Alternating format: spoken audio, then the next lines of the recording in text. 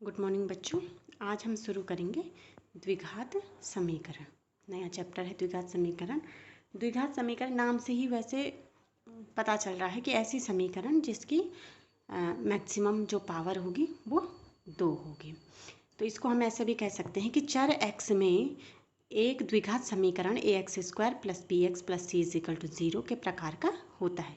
अगर x हमारे पास चर लिया है हमने, तो उसका जो द्विघात समीकरण बनेगा वो होगा ax² + bx + c = 0, जहाँ a b c वास्तविक संख्याएं हैं और a does not equal to 0। इसका मतलब है कि जो दो घात वाला जो चर है वो उसका गुणांक 0 नहीं होना चाहिए, यानी कि x² का गुणांक कभी भी 0 नहीं होगा।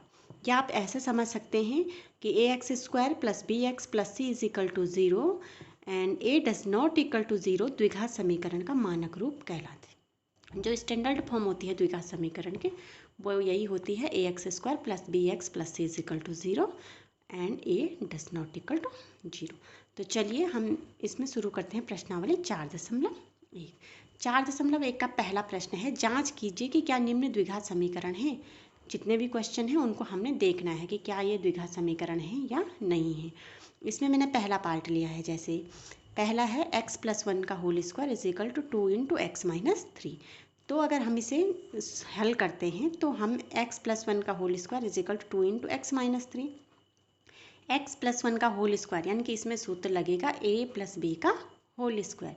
तो वैसे ही हम करेंगे x² + 2 × x × 1 + 1, यानी कि a² + 2ab × b²। 1 का स्क्वायर 1 ही होता है, = इसको गुणा करेंगे अंदर 2x - 6। तो ये हो जाएगा x² 2 × x × 1 2x आएगा +1 = 2x - 6। तो x² + 2x + 1, ये लेफ्ट हैंड साइड जाएगा तो -2x और ये हो जाएगा +6 = 0। अब -2x और +2x दोनों कैंसिल हो चुके हैं, तो हमारे पास बचा x² + 7। अगर हम इसमें ध्यान से देखें तो हम इसको लिख सकते हैं x² + 0 × x + 7। इसका मतलब +7 = 0। इसका मतलब ये है कि जो x² है उसका गुणांक 1 है, यानी कि इसमें x² का पद है।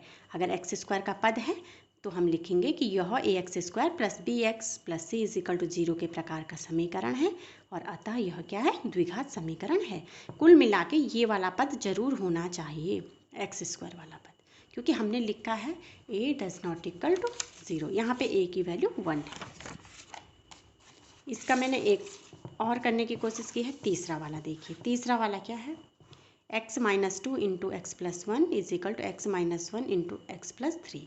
इसको सॉल्व करेंगे, इन दोनों को आपस में गुणा करना है और इन दोनों को गुणा करना है। देखिए जब x - 2 और × x + 1 को गुणा करते हैं तो ये हो जाएगा x² - 2x + x plus minus का -2 = फिर से x² - x + 3x plus minus का -3। तो हमारे पास बचा x² -2x + x यानी कि -x -2 = x² - x + 3x। तो ये हो जाएगा +2x और ये हो जाएगा -3। इसको हम लेफ्ट हैंड साइड लाएंगे तो x² - x - 2 -x² - 2x + 3 = 0। तो x² से x² कैंसिल हो गया, एक धन का है एक ऋण का है। तो हमारे पास बचा है -x - 2x यानी कि -3x -2 + 3 यानी कि +1 = 0। तो यहाँ पे देखिए, यहाँ पे x का पद है, अचर पद है, पर x² का पद नहीं है। तो हम लिखेंगे जब यहाँ पे x² का पद नहीं है तो यह ax² + bx + c = 0 के प्रकार का समीकरण नहीं है, अतः यह द्विघात समीकरण नहीं है। बस पूरे प्रश्न में आपने यही देखना है कि आप सॉल्व करके अगर x² का पद आ रहा है तो द्विघात समीकरण होगा, x² का पद नहीं आ रहा है तो द्विघात समीकरण नहीं होगा। इसमें मैंने एक और लिया है, सातवां देखिए। ये मैंने इसलिए लिया है कि यहाँ पे a + b का होल क्यूब वाला फॉर्मूला लगना था। तो सातवां देखिए, x + 2 का होल क्यूब = 2x × x² - 1। तो सॉल्व करेंगे तो x + 2 का होल क्यूब = 2 × x² - 1।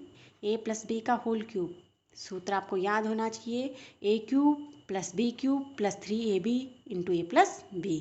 तो वही लिखने का तरीका है x³ + बी क्यूब की जगह 2 का क्यूब यानी कि 8 plus 3ab 3 into x into 2 into x plus 2 a plus B is equal to 2x का अंदर गुणा करेंगे तो 2x क्यूब माइनस 2x, तो x cube plus 8 6x into x plus 2 is equal to 2x cube minus 2x, x cube plus 8 plus 6x square plus 12x is equal to 2x cube minus 2x, तो x cube अब ये plus 8 plus 6x square plus 12x, ये left hand side जाएगा right से, तो ये हो जाएगा माइनस 2x क्यूब और plus 2x is equal to 0।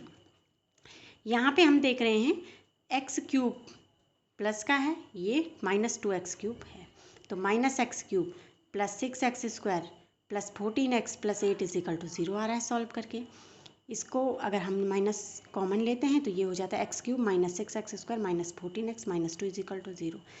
पर जो द्विघात समीकरण होता है उसमें सबसे बड़ी पावर 2 होनी चाहिए, यहाँ सबसे बड़ी पावर 3 है, तो ये तो द्विघात तो है नहीं, इसलिए हम इसमें भी यही लिखेंगे कि यह ax square plus bx plus c is equal to 0 के प्रकार का समीकरण नहीं है, अतः यह द्विघात समीकरण नहीं है, ये 3 घात वाला समीकरण है।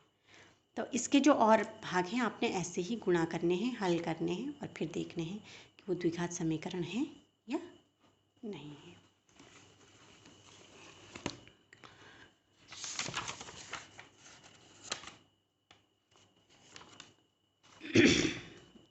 इसमें मैंने दूसरा प्रश्न भी हल किया है। दूसरे प्रश्न में आपने द्विघात समीकरण बनानी है, निम्न स्थितियों को द्विघात समीकरण के रूप में निरूपित कीजिए। द्विघात समीकरण बनानी है आपने। प्रश्न है, एक आयताकार भूखंड का क्षेत्रफल 528 वर्ग मीटर है, क्षेत्र की लंबाई मीटरों में, चौड़ाई के 2 गुने से 1 अधिक है, हमें भूखंड की लंबाई और चौड़ाई ज्ञात करनी है। तो इस जो दे रखा है इसकी मदद से आपको द्विघात समीकरण बनानी है।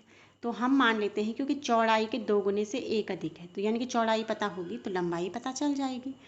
तो हम क्या लेते हैं, माना भूखंड की चौड़ाई x मीटर है, तो लंबाई कितनी होगी, 2 गुने में 1 अधिक यानी कि 2x प्लस 1 लंबाई हो जाएगी मीटर में। क्षेत्रफल होता है आयत का लंबाई गुणा चौड़ाई, तो यहाँ पे लंबाई x है, चौड़ाई चौड़ाई x है और लंबाई 2x प्लस 1 है, तो क्षेत्रफल कितना हो जाएगा, x into 2x plus 1 metre square. ठीक हो गया। और प्रश्नानुसार हमें दे रखा है भूखंड का क्षेत्रफल 528 मीटर स्क्वायर, तो 528 मीटर स्क्वायर यानी कि जो x इंटू 2x प्लस 1 है वो 528 के बराबर है, तो हम लिखेंगे x into 2x plus 1 is equal to 528, 2x square plus x is equal to 528, तो 2x square plus x minus 528 is equal to 0, तो ये ही इसका आंसर होगा। हम इसके नीचे लिख देंगे भूखंड की लंबाई और चौड़ाई द्विघात समीकरण 2x square plus x minus 528 को संतुष्ट करती है। सिर्फ हमने एक क्वेश्चन बनानी है, सॉल्व नहीं करनी है। इसमें मैंने एक और पार्ट किया है। एक रेलगाड़ी 480 किलोमीटर की दूरी समान चाल से तय करती है, यदि इसकी चाल 8 किलोमीटर प्रति घंटा कम होती है तो वह उसी दूरी को तय करने में 3 घंटे अधिक लेती है। हमें रेलगाड़ी की चाल ज्ञात करनी है। तो जो दे रखा है इसी की मदद से आपको द्विघात समीकरण बनानी है। तो हम लेते हैं कि माना रेलगाड़ी की चाल x किलोमीटर प्रति घंटा है, कुल दूरी है 480 किलोमीटर, तो जो समय होता है वो होता है दूरी बटे चाल। हमने पहले भी लिखा है चाल बराबर दूरी बटे समय वाला सूत्र, तो समय बराबर हो जाएगा दूरी बटे चाल। तो यहाँ पे जो समय लेंगे वो दूरी है 480 बटे चाल हो गई x, इतने घंटे लगेंगे।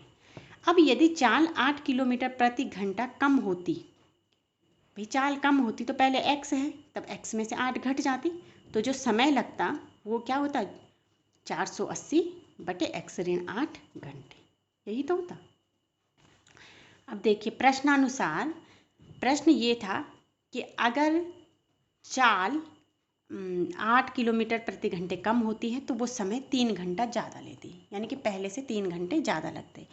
तो समय, इसका जो समय है पहले के समय से 3 घंटे ज़्यादा है, तो हमने लिख दिया 480 बटे x ऋण 8 बराबर 480 बटे x धन 3, यानी कि पहले वाले समय में 3 घंटे जोड़ देंगे तो बाद वाला समय आ जाएगा। अब इसको सॉल्व करेंगे। 480 बटे एक्स ऋण 8 और ऋण 480 बटे एक्स बराबर 3। इसको लेफ्ट लाए, एक्स वाले पर 3 को यहीं रहने दिया। यहाँ एलसीएम आ गया एक्स इंटू एक्स ऋण 8, ऊपर हो जाएगा 480 गुणा गए एक्स ऋण 480 गुणा गए एक्स ऋण 8, नीचे हो जाएगा एक्स तो एक्स माइनस 8 बराबर 3। इसको गुणा करेंगे तो 480 एक्स ऋण 480 एक्स ऋण ऋण का धन 480 को 8 से गुणा करेंगे तो 38 40, 8 जीरो की 0, 8 अट्ठा 64, हासिल 6, 8 चौको 32 और 6 38 बटे एक्स स्क्वायर माइनस 8x बराबर 3। यहाँ 480 से 480 कैंसिल हो गया, हमारे पास अंश में बचा है सिर्फ 3840। तो हम इसको लिखेंगे 3840 बटे एक्स स्क्वायर माइनस 8x बराबर 3। और इसको सॉल्व करेंगे तो ये इसके साथ गुणा हो सकता है, तो 3840 बराबर 3 गुणा गया एक्स स्क्वायर माइनस 8x। 3840 बराबर ये 3 यहाँ इसके साथ गुणा हो रहा है तो यहाँ भाग में आ सकता है, बराबर एक्स स्क्वायर माइनस 8x। तो ये हो जाएगा 1280 बराबर x square minus 8x, x square minus 8x minus 1280 बराबर 0। हमारे पास द्विघात समीकरण बन गई है, तो हमारा आंसर हो जाएगा। अतः रेलगाड़ी की चाल द्विघात समीकरण x square minus 8x minus 1280 equal to 0 को संतुष्ट करती है। हमारे पास बस ऐसे क्वेश्चन हैं, पहले क्वेश्चन में सिर्फ हमें द्विघात समीकरण देखनी है बन रही है कि नहीं बन रही है, और दूसरे वाले में हमें द्विघात समीकरण बनानी है। तो इसलिए आप इसके जितने और भाग हैं उनकी प्रैक्टिस कीजिए, जहाँ पे समझ में नहीं आता है वहाँ पे पूछ सकते हैं फिर से। ओके।